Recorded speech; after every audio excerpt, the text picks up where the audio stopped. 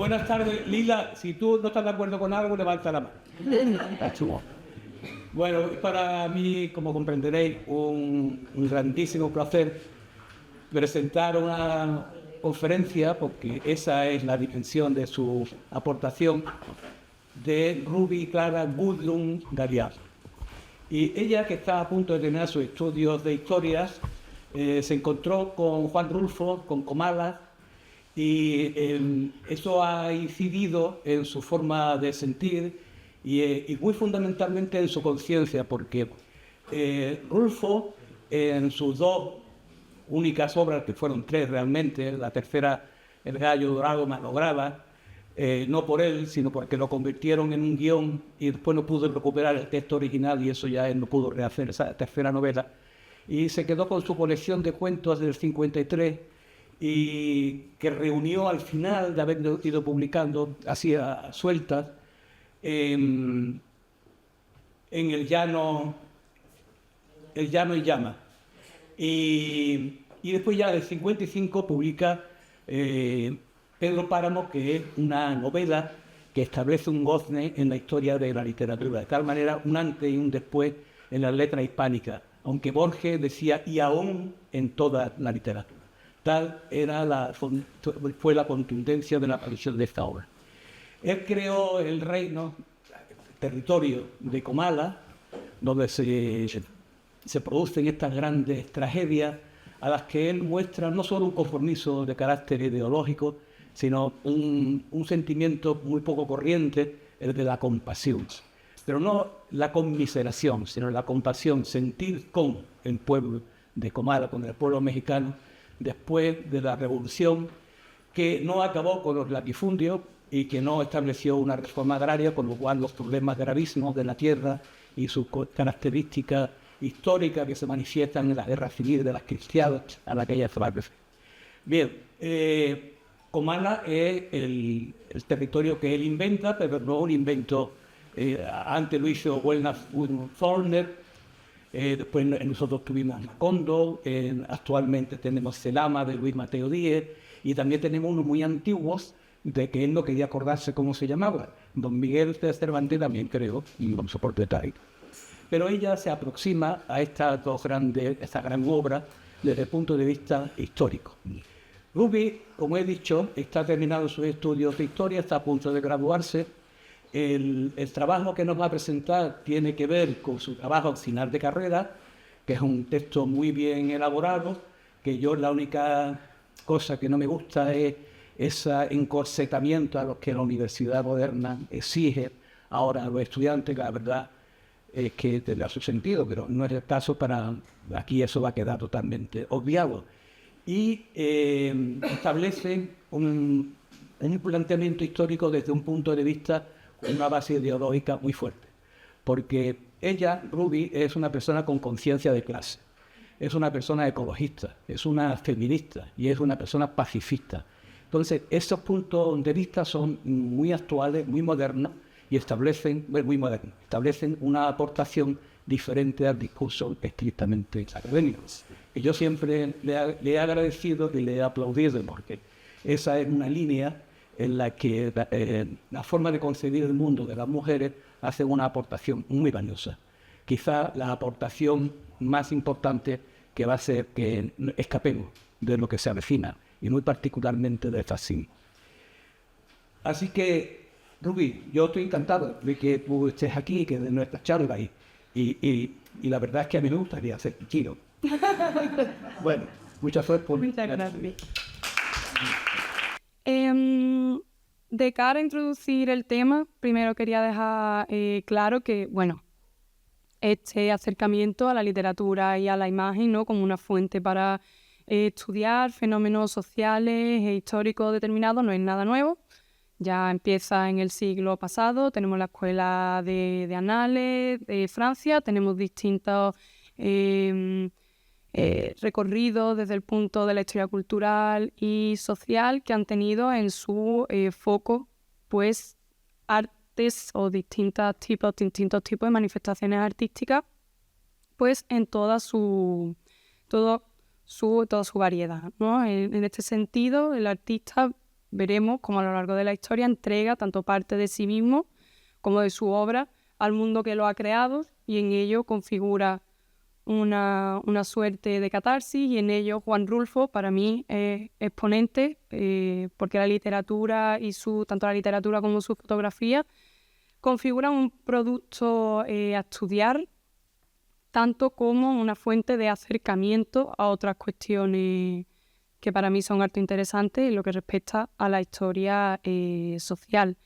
El interés por su obra bebe también de un interés por desgranar, ¿no?, la complejidad de la misma. Está repleta de simbolismo, está repleta de un universo interno enormemente complejo, en ocasiones confuso, ¿no?, donde el tiempo y el espacio se desdibujan. Y en este sentido, pues, el acercamiento a su obra desde el punto de vista histórico me ha permitido poder tirar del hilo. Para empezar, creo necesario hablar un pelín, poner un poco en contexto, intentar ser lo más concisa posible, porque son casi 100 años de historia desde que se dan las raíces, ¿no?, de la Revolución Mexicana, que estallará ya por 1910, hasta que termina, ¿no? Y la insertamos cronológicamente. Yo soy de las que piensa que se inserta en 1910, hasta ahí hay un consenso historiográfico. Para mí termina en 1940. Muchos otros historiadores consideran que termina en los años 20, cuando llega a su fin el conflicto armado revolucionario propiamente dicho. Para mí no es así, porque aunque la revolución mexicana propiamente dicha termine en su aspecto más bélico, sigue habiendo una revolución pasiva desde el punto de vista de los poderes o de las influencias hegemónicas. Se dan transformaciones desde los marcos estatales. Y dentro de estos marcos, dentro de este periodo revolucionario, se inserta la Revolución Cristera, que la situamos entre 1926 y 1929, y cuya problemática en torno a la religiosidad pues hunde sus raíces muy atrás en el tiempo, tan pronto como la secularización de bienes, iniciada por Santa Ana en 1834, ¿no?, y a la que le sucederán pues distintos límites a la participación política de la Iglesia, la desamortización de bienes con la Ley Lerdo de 1853, el afianzamiento de un laicismo por parte del Estado que será percibido por la Iglesia como un enfrentamiento absoluto ya con la Constitución de 1917, y que llevará finalmente al estallido de la Revolución Cristera en 1926 con la Ley Calle, que trajo consigo una reducción del personal clerical en todas las facetas del mundo mexicano y rural. Para mí, yo pongo la fecha de fin de la Revolución Mexicana en 1940, porque es cuando termina el proyecto de Cárdenas de estabilización del Estado mexicano a través de la aplicación en el gobierno de los principales artículos en referencia a los marcos de repartición de tierra, educativos, religiosos, que se recogían en la Constitución de 1917 y que no fue hasta 1940 que se facilitó su aplicación.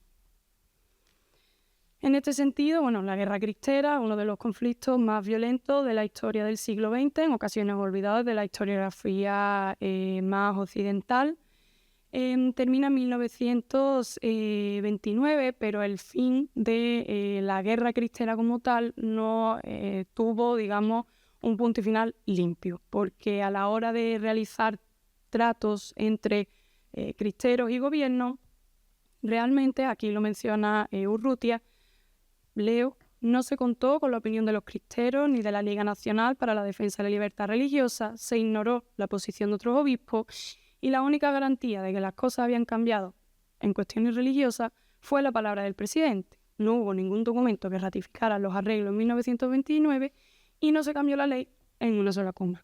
Con posterioridad, esto dará lugar a la Segunda Guerra Cristera o albérchica. En lo que respecta a la vida del autor, a mí me parece interesantísima esta cita que he recogido de un testimonio de Rulfo, fruto de una entrevista que dio para Radio Televisión Española en los años 70, y que dice: me llamo Juan Nepomuceno, Pérez, Rulfo Vizcaíno. Me apilaron todos los nombres de mis antepasados maternos y paternos, como si fuera el vástago de un racimo de plátano. Y, aunque siento preferencia por el verbo arracimar, me hubiera gustado un nombre más sencillo. En la familia Rulfo nunca había mucha paz, todos morían temprano, a la edad de 33 años, y todos eran asesinados por la espalda. Una cita de 5 o 6 líneas en la que se resume, por un lado, el sentido del humor del autor, que muchas veces se olvida, y por otro, la simbología que inundó su vida. No es casualidad que hable de que en toda su familia todo murió con 33 años, la que murió Cristo, su relación con la guerra cristera, cómo le conformó eso, o cómo le ayudó a construir la visión que tendría del mundo a partir de entonces. Pocas cosas son casuales en los pocos testimonios que dejó Rulfo. Sabemos que nace en Apulco, 1917, se estima, porque realmente, de esto hablan varias personas que lo conocieron en una película documental que hizo su hijo Juan Carlos Rulfo, que se llama Del olvido no me acuerdo. Mentía mucho, pero porque era una persona profundamente reservada. No le gustaba hablar ni de su vida, ni de su pasado, en parte quizá por cuestiones que comentaremos a continuación. Y entonces realmente se sabe poco de la veracidad, tanto de su fecha de nacimiento como del espacio en que nació. A día de hoy, el mayor consenso es que nace en el 17 en Apulco, que es una pequeña localidad que es dependiente del Distrito Federal de Jalisco. Estalla la guerra cristera, él nace en el seno de una familia acomodada, un abuelo suyo era abogado y el otro era hacendado, entonces pues clase media alta del México de la época, y con el estallido de la guerra se ven obligados, no solo su familia, sino amplios contingentes poblacionales a desplazarse de los pequeños pueblos a espacios urbanos de mayores dimensiones. Entonces, cuando emigran a San Gabriel. No obstante, poco tiempo después queda huérfano, su abuelo es asesinado, su padre es asesinado y su madre fallece. La única persona que le queda viva es su abuela, muy mayor, y ingresa en un orfanato, que además determinará muchísimo su manera a partir de entonces de expresar la emocionalidad. Será una persona profundamente taciturna, y él mismo dirá que experimentará toda una serie de acontecimientos, ¿no?, en estos orfanatos con niños, ¿no? Y él lo dijo, que se hacían la vida pesada entre ellos y que le granjeó una depresión que hasta el momento de su muerte no se le pudo quitar. Entonces, profundo trauma que además se vería pues afianzado, ¿no?, con un entorno en el que la violencia estaba muy presente, tanto por la relación que tenían los hombres con el entorno, como por la violencia ejercida entre distintos grupos humanos. Así sale del orfanato y en el 38 pues entrará a trabajar en la Secretaría de Gobernación para el Departamento de Inmigración. Él diría que perseguían a extranjeros, pero que él personalmente nunca capturó ninguno. Y en 1940 ya publica el primero de los cuentos, que es La vida no es muy seria. La vida no es muy seria en sus cosas. Con anterioridad sí que habría publicado una novela que por amigos se sabe que, no publicó, no llegó a publicar, destruyó una novela, la redactó, no llegó a publicarla. Y ya en el 45 Nos han dado la tierra, Macario, en el 53 El llano en llamas, que es la obra que nos atañe. Él es curiosa, ¿no?, la manera en la que configurará una posición opuesta a todo este movimiento religioso de sus coterráneos, a pesar de acudir a un seminario cuando fue joven, que era abiertamente cristero. Y en este sentido, Urrutia asocia, ¿no?, esta capacidad que tendrá con posterioridad el autor de escribir obras bastante ascéticas en el posicionamiento, donde toda la crítica es bastante implícita, a el contacto que tuvo durante su estancia en Ciudad de México con los círculos gubernamentales. Además, es importantísima la labor que llevaría a cabo de lo que el propio autor denominó de eliminación del autor. Aquí habla de ello, ¿no? Dice que una de las cosas más difíciles que me ha costado hacer es la eliminación de mí mismo. Yo dejo que aquellos personajes funcionen por sí y no con mi conclusión, porque entonces entro en la divagación del ensayo. Llega uno a meter sus propias ideas, se siente filósofo, hace intentar, ¿no?, creer hasta su manera de pensar sobre la vida, sobre el mundo, sobre los seres humanos. ¿Cuál es el principio que mueven las acciones del hombre? Cuando esto sucede, se vuelve uno ensayista. Y él no quería ser ensayista, él quería ser novelista. Entonces, partimos de la base de que en su obra las distintas revoluciones, tanto la cristera como la mexicana, no solo se configuran como el espacio en el que tienen lugar todas las distintas tramas de sus cuentos primero y de Pedro Páramo después, sino una suerte de sombra, ¿no?, que se cierne sobre la vida de los protagonistas y que las marca y las determina profundamente. Supone su obra quizá uno de los mayores ejemplos de este proceso de desmitificación del discurso oficial que se daban desde los marcos estatales sobre el proceso revolucionario, ¿no? En este sentido, Rulfo nos muestra unos personajes abúlicos, bastante apáticos, donde la violencia está completamente normalizada y en este sentido, ¿no?, nos dice Lorente Murphy que al describir lo que ve, toda la denuncia formulada se hace innecesaria. Además, vemos en su obra una comunicación muy activa entre la emocionalidad de la misma y el espacio en el que tiene lugar. Entonces, a los lomos áridos, a los llanos sin agua, a los espacios sombríos, le siguen unos sentimientos de desolación, de tristeza, de violencia, de manera tal que hay una traslación entre la emoción de los personajes y cómo se desarrolla, cómo se describe todo el perfil paisajístico de su obra. También el tiempo se reformulará, ¿no?, lo transformará y no se erige solo, ¿no?, como un marco en el que suceden cosas.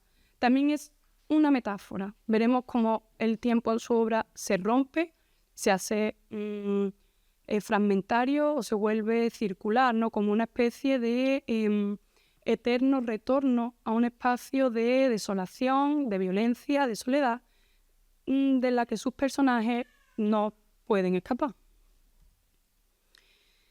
En este sentido, además, me parece importantísimo a la hora de estudiar o acercarse desde el ámbito de la historiografía a las fuentes novelísticas para estudiar determinados procesos sociales, no solo qué nos quiere decir el autor con lo que escribe, sino cuáles son las formas que utiliza a la hora de escribir. O sea, no solo es importante el contenido de la obra, sino el continente, las formas léxicas, la manera de usar el lenguaje.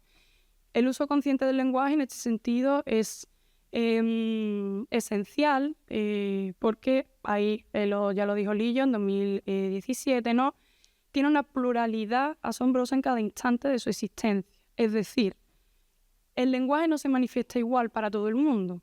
Puede presentar una estratificación social, puede presentar un nivel académico, se adapta a los espacios en los que cada uno estamos, y que un escritor decida conscientemente llevar a cabo un proceso que otros autores denominan de transculturación, que no es otra cosa que tomar elementos de un lenguaje existente, añadir otros elementos ficticios para crear un lenguaje con su propia poética, permite no solo enfrentarse a las fórmulas del lenguaje hegemónico, más propio del mundo urbano y no del mundo rural, que será lo que caracterice a Rulfo.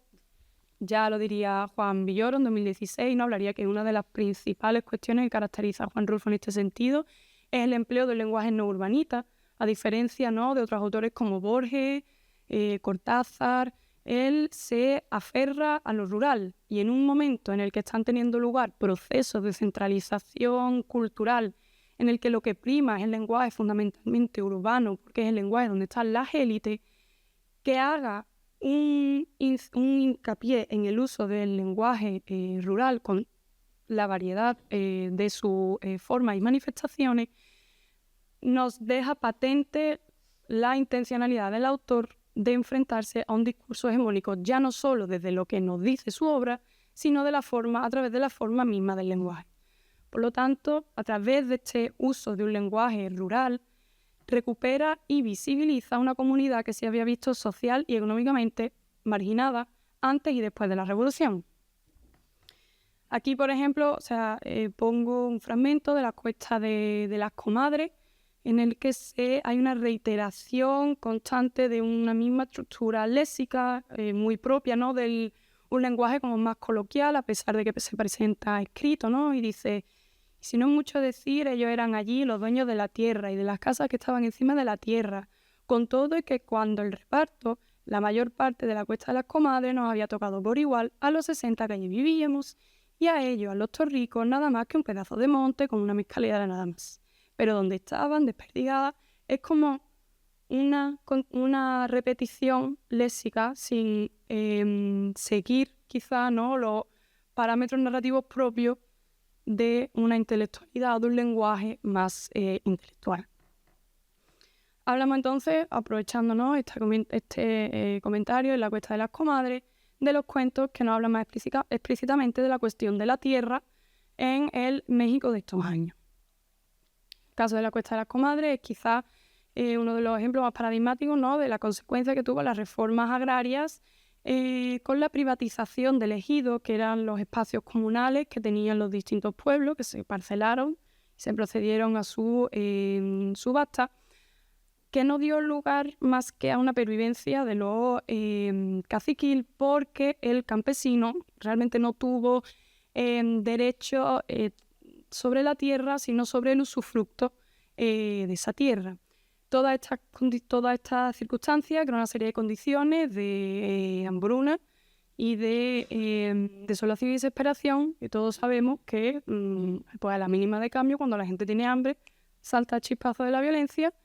Y en este sentido, este clima violento y además muy persistente generará una apatía por parte de los personajes.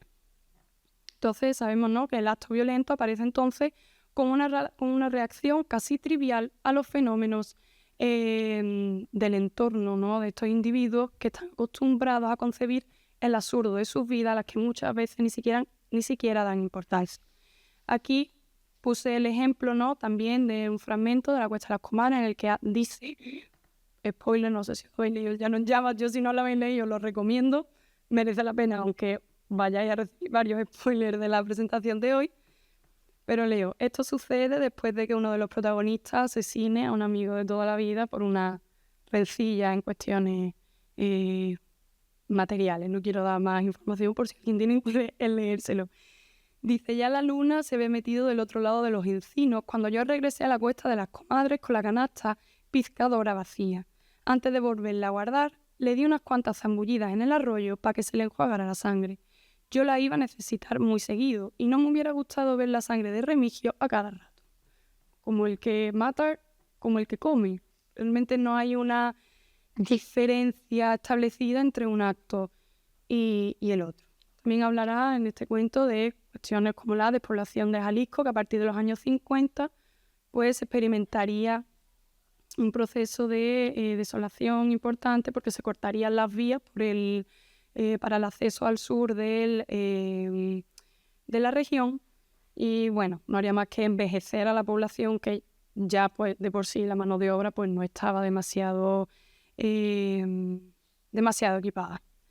Diles que no me maten, por su parte, también representa, ¿no?, la descomposición de unos modos de vida que hasta entonces habían sido tradicionales y su reemplazo por otros que tienen que ver con la explotación capitalista del agro, que trae consigo transformaciones a nivel no solo social o económico, sino también familiar, personal, de todo tipo. En este sentido, ¿no?, la historia, Diles que no me maten, es como un padre clama a su hijo para que por favor convenza a los generales de que no lo ahorquen. El hijo no hace nada. al final del cuento, pues al padre lo ahorcan. Es quizá, ¿no?, una de las mejores representaciones, ¿no?, de este cambio de paradigma a la hora de entender las dinámicas familiares, fruto de unas condiciones materiales pues muy concretas. En este sentido, la marginación y la discriminación a la que se ven sometidas los personajes por esta serie de cuestiones hace que el bandidaje y la violencia parezca como la alternativa lógica al sufrimiento. Entonces, la manifestación, ¿no?, de este fracaso revolucionario, porque el hombre no tiene tierras, el hombre es pobre y al hombre no le queda otra, aparentemente, que acudir a este bandidaje, a esta violencia para poder llevarse a la boca pues un terrón de pan. Sin embargo, para el caso de este cuento, Juvencio Nava supone una excepción respecto al resto de personajes de la obra rulfiana que sienten apatía ante la vida, o en el mejor de los casos, porque en el peor les da exactamente igual. Y en este sentido veremos cómo su hijo dice: allí en la tierra estaba toda su vida, 60 años de vivir sobre ella, de encerrarla entre sus manos, de haberla probado como se prueba el sabor de la carne. Nos han dado la tierra, pues también es quizá un buen ejemplo de la política fallida de distribución de tierra, pues estaba en esta mala distribución de las tierras entre la población en un país extremadamente ruralizado. El estallido, en su raíz estaba el estallido revolucionario en 1910, año para el que solo el 5% de la población o de las cabezas de familia tenía la propiedad de facto sobre la tierra que cultivaba.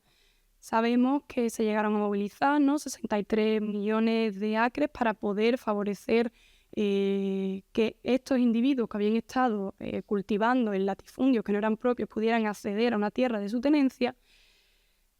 Pero como el que hace la ley hace la trampa, los gobiernos locales también, mano a mano con el gobierno revolucionario de México,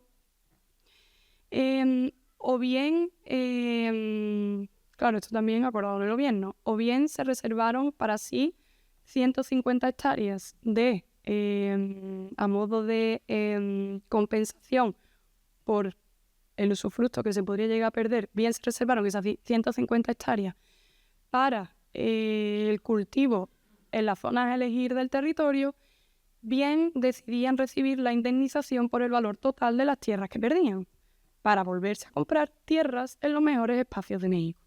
¿Cuál es el resultado? Campesinos arrinconados en regiones poco productivas donde el agua era insuficiente en el mejor de los casos, porque en el peor no había. Es el caso del cuento de Nos han dado la tierra, en el que además se describe que existe una frontera entre la tierra cedida a los campesinos y la siguiente, la que ven desde el camino que realizan, ese vagabundeo que realizan hasta llegar a la tierra que les ha sido cedida, enormemente fértil, y la frustración que les genera el ver que a ellos les ha tocado el duro pellejo de vaca del que hablan.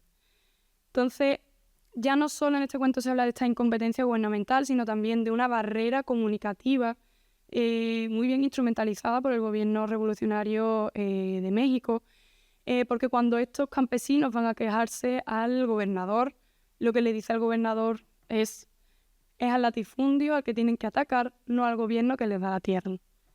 Y que se vayan a quejar al gobernador que les ha dado la tierra. Claro, en un momento en el que un campesino no es capaz de enfrentarse con el titán de la burocracia del Estado recién nacido, Estado liberal.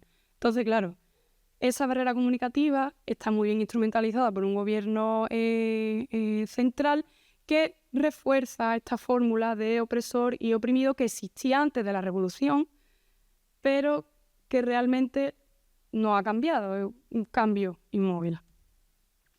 En lo que respecta a los cuentos de la guerra, ¿no?, El llano en llama hace gala del caos y la violencia que se desata una vez la Revolución Mexicana ha echado a andar. Y en este sentido veremos cómo uno de los guerrilleros, Pichón, a la hora de llegar a uno de estos poblados en la línea de los actos de violencia que llevaban a cabo en el espacio rural, se encuentra con una niña, 14 años, a la que viola. Claro, terrible.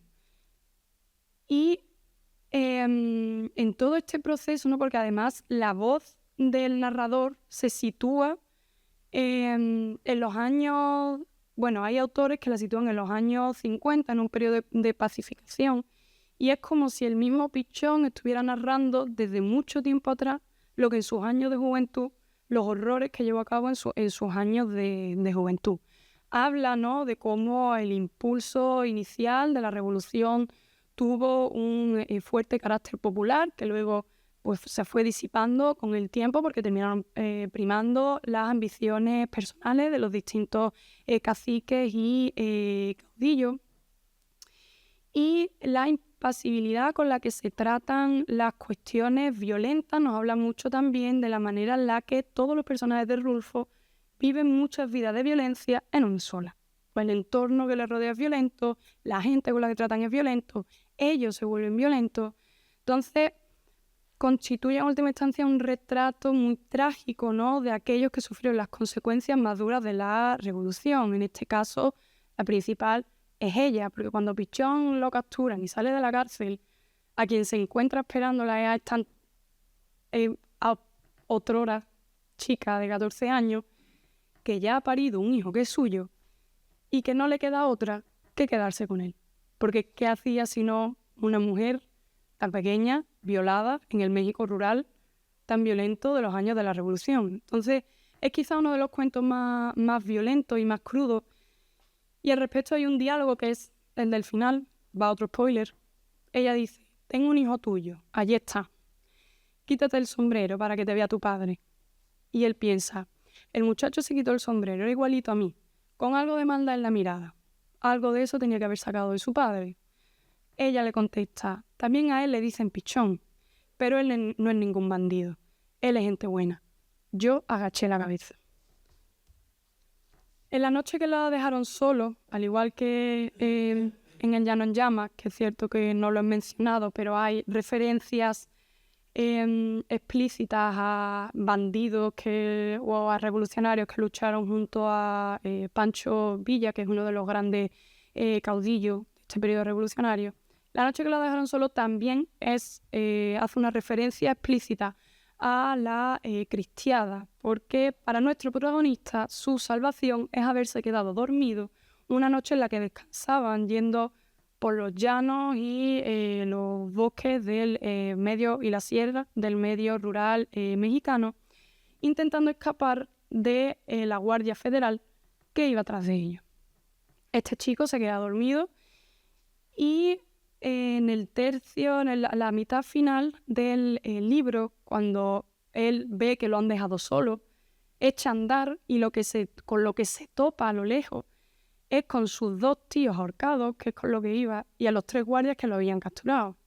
Entonces, supone un escape involuntario, ¿no? Lo menciono aquí, del círculo de violencia, y al respecto Urrutia menciona que la imagen temblorosa del joven cristero que ha logrado finalmente escapar de sus perseguidores deja abierta una puerta a la esperanza. Y es que a pesar de lo violento del cuento y la crudeza de las imágenes, es de los pocos cuentos que puede dar pie a imaginar un futuro en el que el campesino decida despojarse, ¿no?, de aquello que le ataba a ese círculo de violencia, muy metafórico, a la manera en la que nuestro personaje poco a poco se va desprendiendo de las armas, se desprende de las cinchas del caballo, se desprende de todo antes de echar a correr.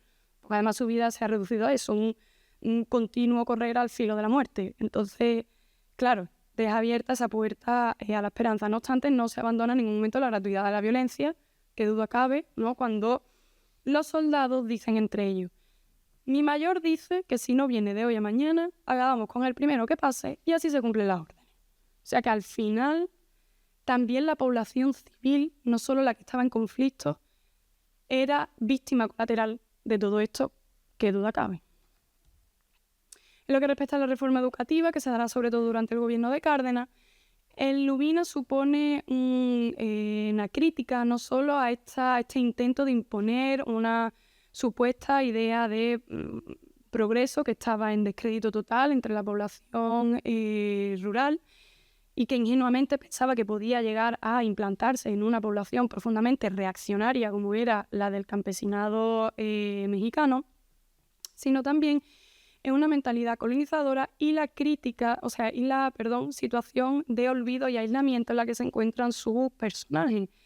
Porque no solo es que en este cuento se hable de la incompetencia, no a lo mejor del gobierno o del fallo de aplicación de medidas del gobierno, sino que el fallo, el error del gobierno está en su misma ausencia, en dejar abandonada a toda una serie de poblaciones enormemente empobrecidas, no solo desde el punto de vista material, sino intelectual, de manera tal que tampoco tienen las herramientas suficientes como para establecer un diálogo con un gobierno que se suponía iba a traerles lo que ya desde 1910 venían pidiendo, que no era sino otra cosa que poder tener la tierra que cultivo.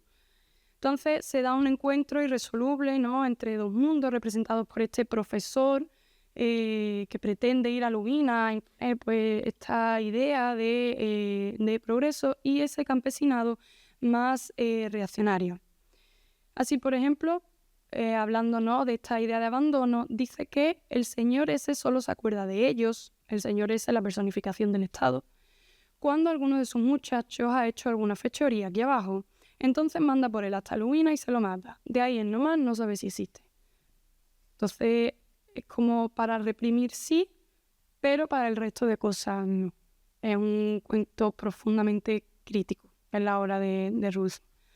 Aquí hago un pequeño inciso y este es como ya la última de las cosas que voy a decir respecto a la literatura, que es la construcción, un comentario respecto a la construcción de la identidad femenina, porque a la hora de abordar el trabajo y de leer mucho a Rulfo, me di cuenta de que esta construcción de la identidad pivota en torno a dos centros, que por un lado, ¿no?, es mujer libertina, como es la caponera del Gallo de Oro, o es la Tacha, para el caso del cuento de Es que somos muy pobres, las hermanas de la Tacha, perdón, en el cuento de Es que somos muy pobres, que son mujeres que en un contexto enormemente violento, ya no solo a nivel, pues, una violencia tan explícita como puede ser matar, sino también sexual,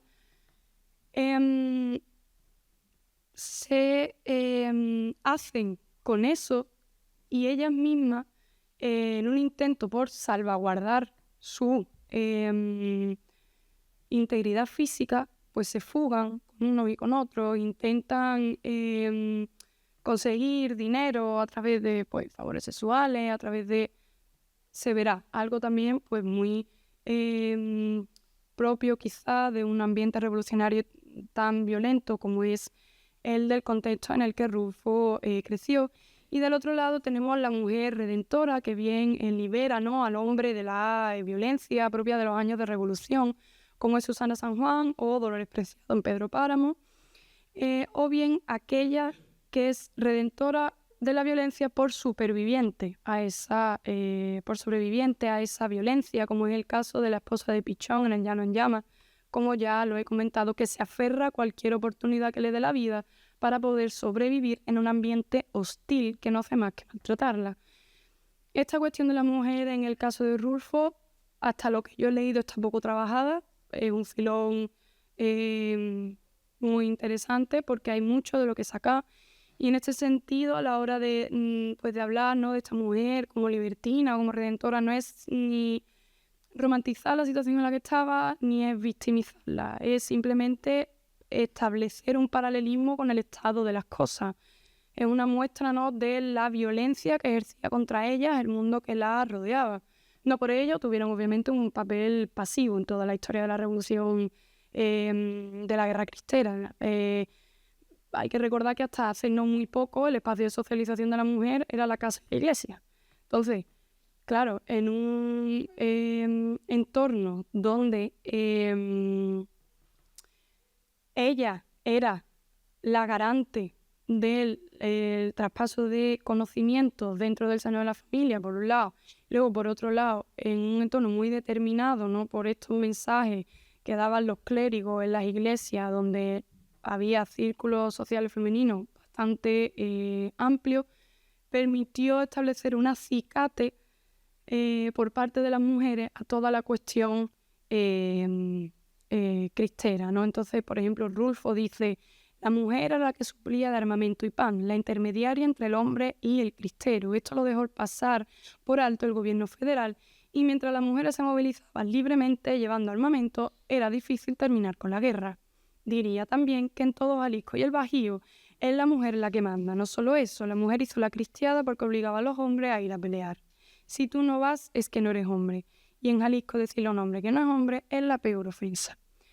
En este sentido, sabemos, además se ha probado, ¿no?, la existencia de ligas femeninas en la cristiada, cuyo trabajo central era suplir de armamento, de provisiones, de comida a los revolucionarios, o no tanto los revolucionarios como a los bandidos, a las bandas guerrilleras que se establecían en las sierras de, fundamentalmente, Jalisco. Entonces pasamos ahora a hablar de la fotografía, que quizás es una faceta más olvidada del autor. Sabemos que él estuvo haciendo fotografías por el tamaño de los negativos y por los elementos arquitectónicos que fotografió entre los años 30 y los años 60, distintas etapas de evolución, desde una de más experimentación a otra de más madurez, la que tampoco me voy a detener demasiado. Pero sí es verdad que toda esa producción fotográfica le permitió cosechar toda una serie de éxitos de manos de revistas como América, que entonces era pues una de las revistas pioneras en cuestiones históricas y antropológicas, de manos del propio gobierno de México, con las instituciones como la Comisión para el Papaloapan, que tenía que ver con conducciones fluviales y demás. Incluso acompañando a directores en rodajes de películas como La Escondida o El Despojo. Fue sobre todo ya en sus años más de madurez que viajes realizados para una empresa de neumáticos para la que trabajó y acompañado de distintos documentalistas, pudo acercarse más al universo social de lo rural en México, que es fundamentalmente indígena y fundamentalmente campesino. Entonces, dicho esto, para hablar un poco por encima de lo que es la cuestión de la fotografía en Rulfo, desde el punto de vista de las fuentes y del estado de la cuestión, sabemos que hay una diversidad muy amplia en el consenso, y en este sentido yo, a la hora de acercarme a esto, necesitaba un hilo conductor que me permitiera unir creaciones artísticas que son aparentemente tan diferentes como pueden ser la narrativa y la fotografía. Es aquí donde entra el concepto de unidad de la mirada, que es esta manera unificada de entender el mundo de Juan Rulfo, que se vio determinada por su crecimiento en unos marcos sociales muy concretos y su desarrollo intelectual en unos marcos culturales muy determinados, y que permiten, pues eso, mantener o establecer un hilo conductor a lo largo de toda su obra, de manera tal que el espacio literario evoca muchas veces al fotográfico y viceversa. Así, por ejemplo, en muchas de sus fotografías podremos ver los cerros altos del sur de Jalisco, de los cuales el de Lubina es el más alto y el más pedregoso, los hermanos Torricos vigilantes en las cuestas de las comadres, o el vagabundear eterno hacia el llano grande de el cuento Nos han dado la tierra.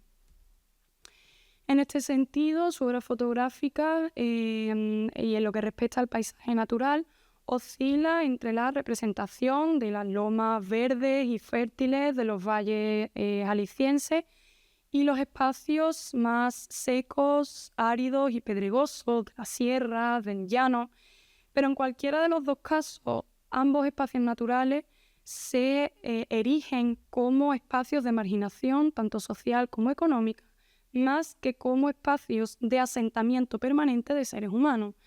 Se establece además en su fotografía un una dicotomía entre el aquí nuestro y el allí de los que representa, que puede también trasladarse al aquí de los que vienen representados y el allí de las fuerzas naturales e históricas que no pueden controlar.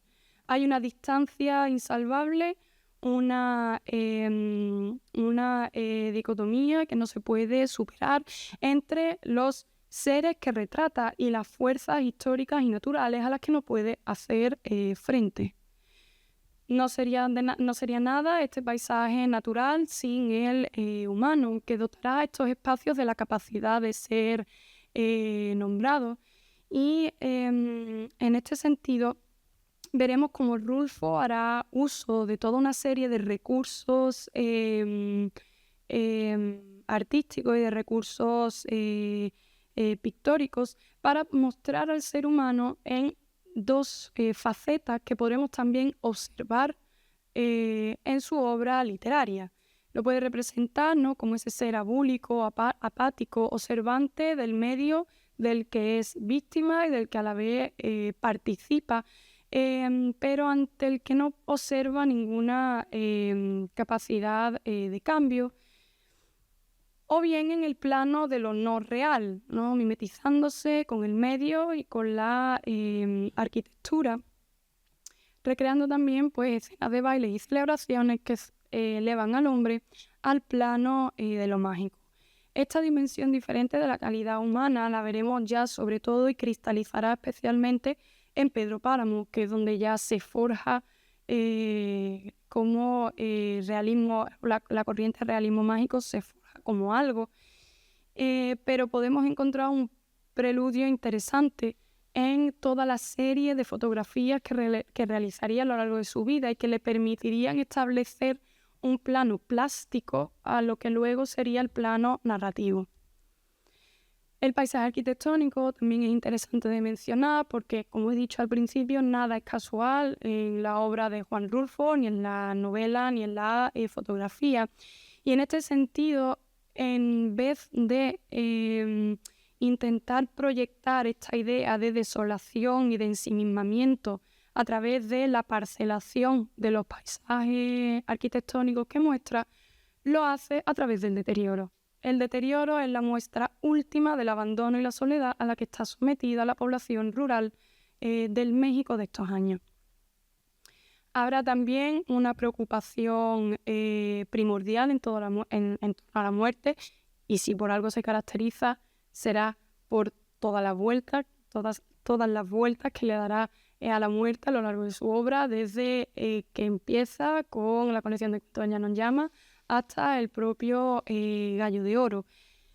En este sentido, las representaciones de tumbas son bastante singulares porque están a medio camino entre la representación de lo natural, la representación de lo arquitectónico y la representación de lo humano, porque la presencia del ser humano se enfatiza con su ausencia.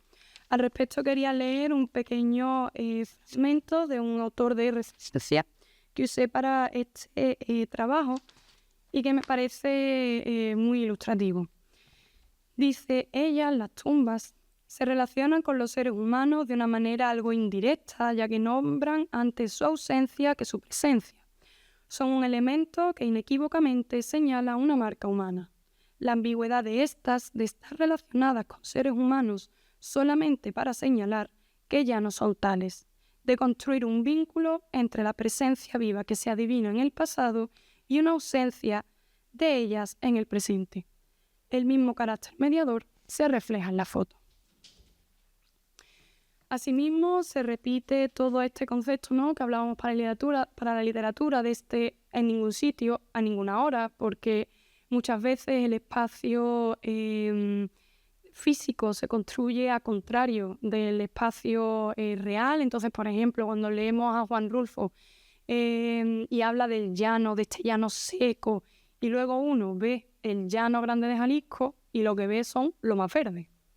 Entonces, lo mismo ocurre también con el tiempo. Se vuelve circular, se transforma, se rompe. Ocurre igual en la fotografía. No sabemos quién, no sabemos qué sitio, no sabemos la hora, pero este suministro precario de la información del que habla Fares es lo que a nosotros como espectadores nos hace partícipes de la conclusión de la obra, porque no nos queda otra que interpretar. Sí. Además, este carácter social que tendrán las fotografías de Rulfo no pueden entenderse sin la naturaleza estética, que al final es lo que las guía. Sí hay un carácter social importante que queda implícito en la obra, pues él en ninguna siquiera de las intervenciones que tuvo en el público no se llegó a posicionar, era un hombre muy ambiguo, también lo sería en su creación artística. Y esta ambigüedad la veremos también en su obra. Con ello, ¿no?, dice Fares que las personas retratadas por Rulfo como sus personajes han sido despojadas de la tierra, de la identidad e incluso de la vida por fuerza a las que el autor da consistencia, pero sabiamente deja sin explicar. Al respecto de toda esta cuestión en torno a la fotografía, quiero hacer un pequeño inciso y ponernos un poco o situarnos en el contexto en el que Rulfo crea. Porque estamos en un momento en el que está teniendo lugar una modernización muy intensa de todo el ámbito urbano. Se hacen proyectos de construcción de ferrocarriles, hay una producción cinematográfica extensísima, una creación fotográfica enorme, que son todo un signo de los tiempos, un signo de una acelerada modernización que llevará desde el plano intelectual en estos años de la mano de autores tan influyentes en la academia como Octavio Paz, a intentar buscar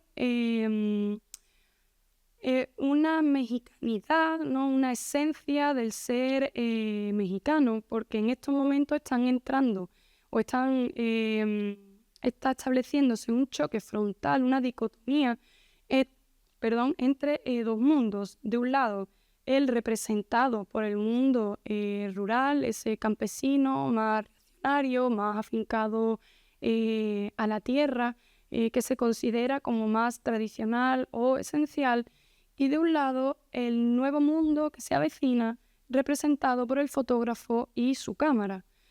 Entonces, desde el plano de la historiografía, de la antropología o de la historia del arte, se ha cuestionado mucho hasta qué punto Rulfo participó o no de la construcción del otro en la otra nación. Por el otro entendemos, o la otredad, entendemos desde los marcos historiográficos este fenómeno o estas dinámicas que se dan en las sociedades, sobre todo contemporáneas, en las que se afinca una idea de progreso a la que va unida un intento de construcción de una identidad propia. Pero esta identidad propia no se construye tanto a través de lo que yo tengo, sino a través de lo que el otro representa. Supone una construcción de la identidad por oposición. Yo soy lo que tú no eres.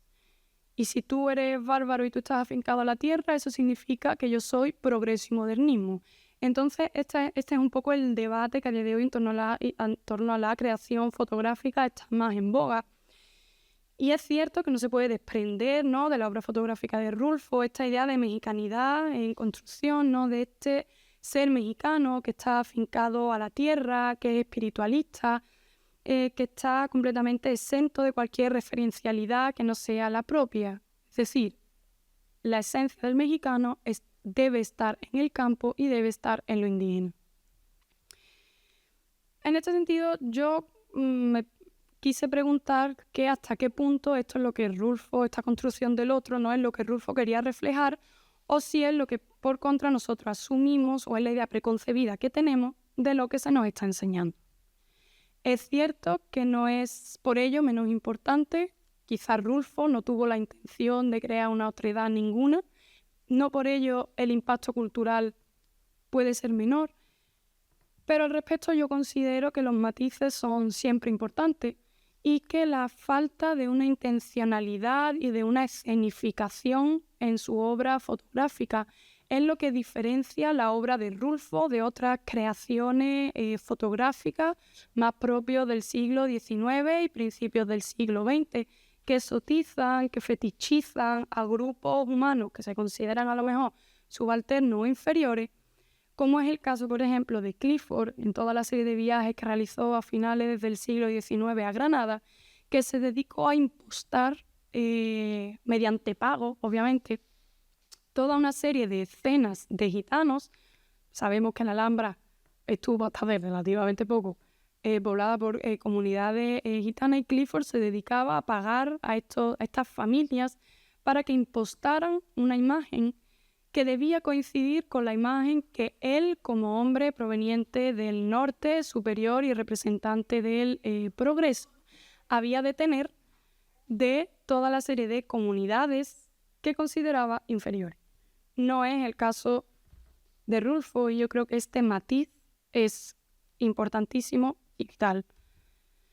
Como conclusión, lo que respecta a la obra como fuente para el estudio de un contexto histórico concreto, considero que nos permite entender mejor la perspectiva que el autor tiene en torno a un grupo determinado que se localiza en unos marcos históricos muy concretos, y da además una nueva funcionalidad a la obra. Y luego, por otro lado, como objeto de estudio, porque permite establecerse como un espacio de oposición a un discurso hegemónico. Además, abre la puerta, como ya he dicho, a plantear el tema en torno a la feminidad, para oponer, ¿no?, esa imagen que quizá pudiera darse desde los ámbitos más oficiales del gobierno y el que Rulfo o otro autor pudiera llegar a dar, o bien, referente a este último debate, profundizar en la cuestión de la otredad. Esto es todo, espero no haber dado mucho la lata y gracias por esta atención.